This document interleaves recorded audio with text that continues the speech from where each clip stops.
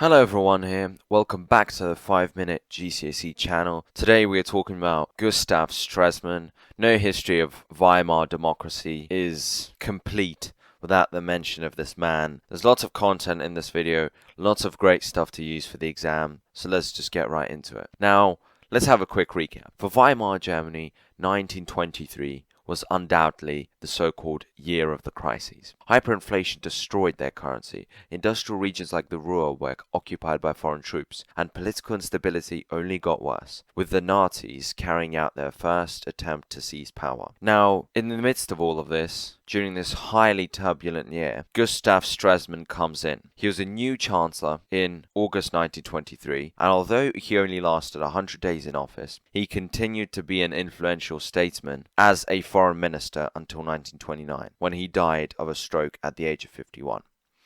Now, during his time in office, he helped Germany to resolve its problems, working to resolve issues in a number of areas, and we're going to take a look at those one by one. Now, the elephant in the room is obviously economic policy. Acknowledging that spending and debt were crippling the German economy, Stresemann went ahead with cutting government spending with the help of his finance minister Hans Luther. Soon, for example, 700,000 public employees were sacked.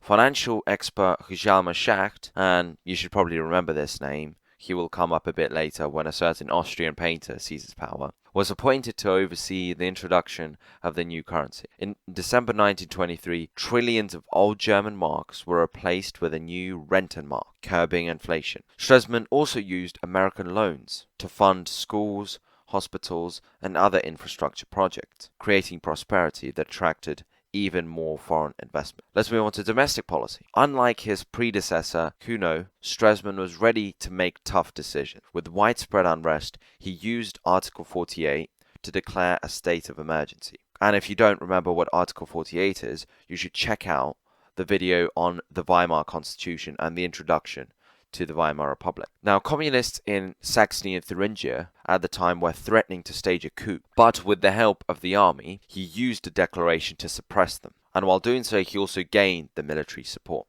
Determined to secure the economically vital Ruhr and repair foreign relations, Stresemann ended the workers' passive resistance to foreign troops, and we have once again 2 whole videos on the whole hyperinflation crisis, which will go deeper into this. And this is the biggest one out of them all, because after all he worked as foreign minister. We have foreign policy. In spite of right-wing opposition, Stresemann agreed to resume reparation payments, in part so that the French and Belgian troops leave the Ruhr, which actually happened in 1925. He helped shape the famous 1924 Dawes Plan, which was a US-backed plan that loaned the Weimar government $200 million to help the German economy, reorganized the reparations payment schedule while not reducing the total sum, and assisted Germany in their transition to the new Rentenmark. Stresemann signed the 1925 Locarno Pact, which strengthened Germany's friendship with countries like Britain and France through a commitment to peaceful diplomacy and the recognition of Germany's western borders. And this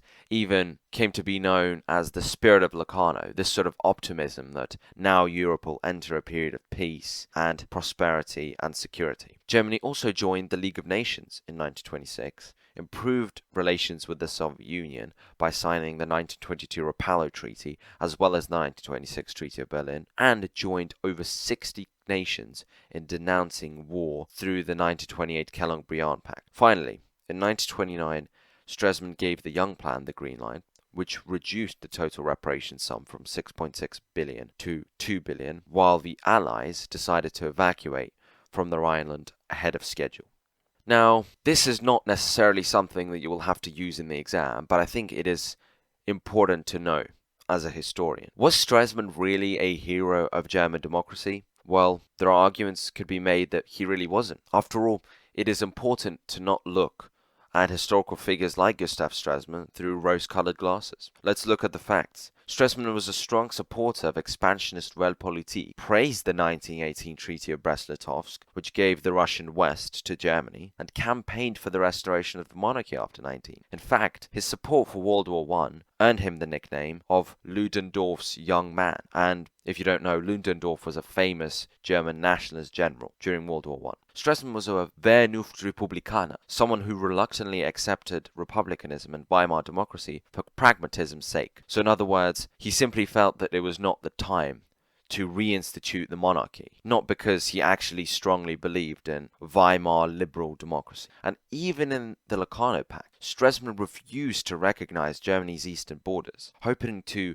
readjust the Polish border in the future, not so much different from his successors. Now, with that aside, let's quickly take a look at a memorization tip you can use in the exam. And you can remember this by thinking that Stresemann dared to solve Germany's problems. Dared. D stands for Dorfplan. It secured loans which boosted the German economy and industry. A is for army. He gained army support by shutting down communists. Rentenmark, obviously the new currency that stopped hyperinflation. E is for ended passive resistance in the war. And D is for diplomacy, because it helped Germany regain its international status. Well, hopefully this was useful. Make sure to revise this well, likely to come up, and I will see you all next time.